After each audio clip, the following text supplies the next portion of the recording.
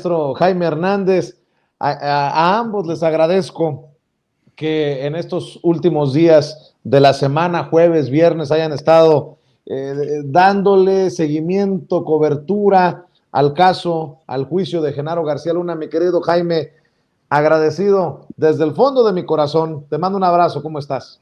No tienes por qué, querido Chente. Yo ya te he dicho que si yo respaldo Sin Censura es porque creo que Sin Censura es un proyecto informativo que merece mucho la pena, sobre todo en el contexto histórico que vivimos en México. Así es que aquí me tienes, querido amigo. A ver, ¿por dónde entramos? A ver, miren, yo me presenté en la mañanera, creo que si se respeta la lista que se dejó, mañana nos concedería la palabra el presidente Andrés Manuel López Obrador, pero yo le quiero proponer una reflexión. Si con lo que hoy se sabe, luego del juicio contra Genaro García Luna, que obviamente no es todo lo que queríamos escuchar, pero imagínense, con lo que hoy sabemos, no tiene elementos como para analizar, cambiar de opinión.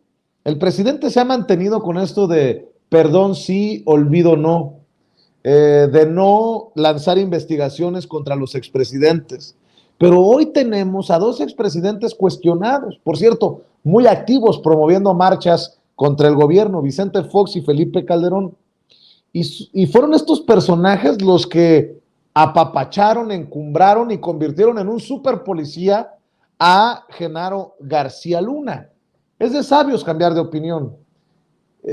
Por lo menos necesitamos, y bien me decía don Mario Toledo, nuestro jefe de información, pues una comisión de la verdad, tener claridad, una comisión de la verdad que esclarezca delitos de delincuencia organizada y narcotráfico desde Los Pinos, desde lo más alto del poder político en nuestro país. Bueno, al menos en los sexenios de Felipe Calderón y de Vicente Fox.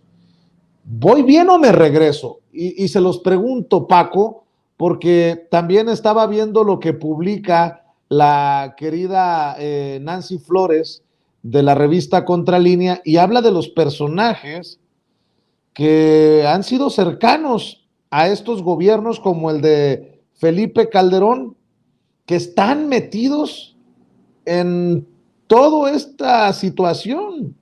Dice ella que estarían implicados por acción u omisión los integrantes del gabinete de seguridad en tiempos de Calderón. El general Guillermo Galván Galván, quien fue secretario de la Defensa Nacional y tuvo control de la sección segunda encargada de la inteligencia militar, misma que en aquel sexenio tuvo la plataforma Pegasus, considerado el malware más avanzado a nivel mundial para el espionaje y con el que presuntamente combatían al narcotráfico.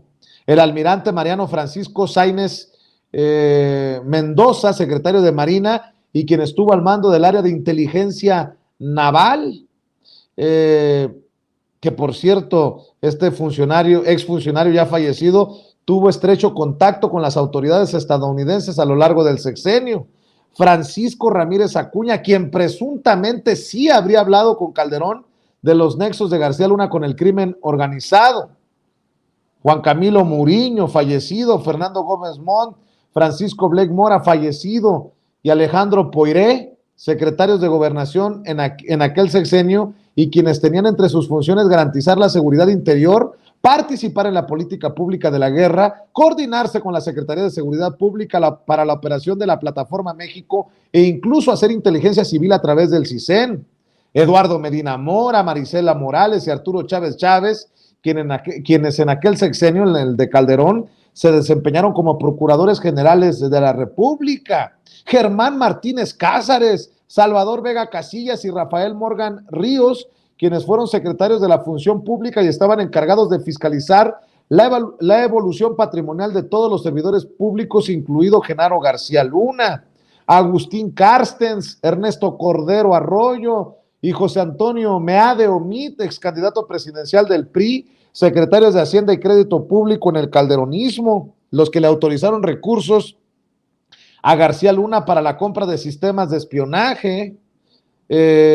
Patricia Espinosa Castellanos, secretaria de Relaciones Exteriores, quien estuvo al frente de las negociaciones con Estados Unidos y la cooperación con el país vecino para la llamada Iniciativa Mérida, y en fin, hace un mapeo, Nancy Flores, en la revista Contralínea sobre estos personajes. Por eso yo pregunto, ¿y ahora qué le proponemos al presidente Andrés Manuel López Obrador, mi querido Paco, sin afán de amarrar navajas ni de confrontar? Al contrario, lo que queremos es que en México haya claridad de todo lo que no se dijo, por ejemplo, en el juicio contra Genaro García Luna, pero podemos empezar con lo que ya sabemos, con lo que hoy sabemos. ¿O tú cómo la ves?